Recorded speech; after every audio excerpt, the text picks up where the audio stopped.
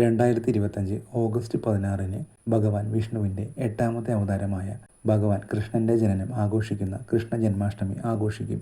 ഹിന്ദു പുരാണമനുസരിച്ച് ദേവകിയുടെ സഹോദരനായ കംസരാജാവിൻ്റെ അടിച്ചമർത്തൽ ഭരണത്തിന് കീഴിൽ ദേവകിയുടെയും വസുദേവൻ്റെയും മകനായി മധുരയിലെ ജയിൽ മുറിയിൽ കൃഷ്ണൻ ജനിച്ചു.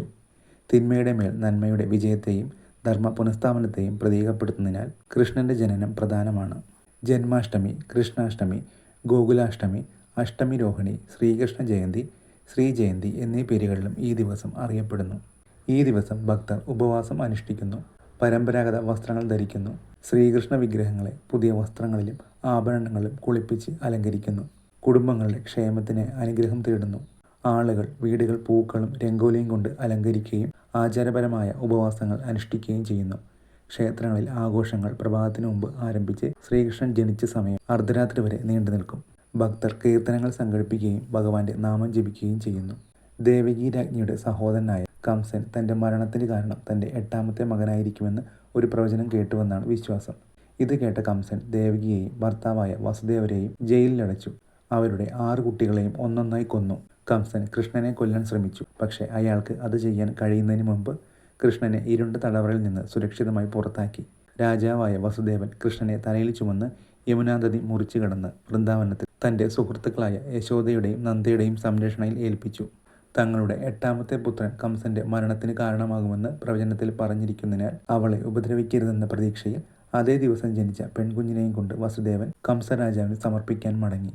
എന്നിരുന്നാലും അയാൾ ആ പെൺകുട്ടിയെ ഒരു പാറയിലേക്ക് എറിഞ്ഞു. ഉപദ്രവിക്കപ്പെടുന്നതിന് പകരം അവൾ വായുവിലേക്ക് ഉയർന്നു ദുർഗാദേവിയുടെ രൂപം സ്വീകരിച്ച് അവൻ്റെ മരണത്തെക്കുറിച്ച് മുന്നറിയിപ്പ് നൽകി. പിന്നീട് കൃഷ്ണൻ വളർന്നു വലുതായി കംസനെ കൊന്നു. അങ്ങനെ പ്രവചനം പൂർത്തീകരിക്കുകയും കംസന്റെ ദയാരഹിതമായ ഭരണത്തിൽ നിന്ന് നഗരത്തെ രക്ഷിക്കുകയും ചെയ്തു. കൃഷ്ണ ജന്മാഷ്ടമി ദിനം ഭഗവാൻ കൃഷ്ണൻ പ്രതിനിധീകരിക്കുന്ന സ്നേഹത്തെയും ഊഷ്മളതയും സൗന്ദര്യത്തെയും ആഘോഷിക്കുന്നു.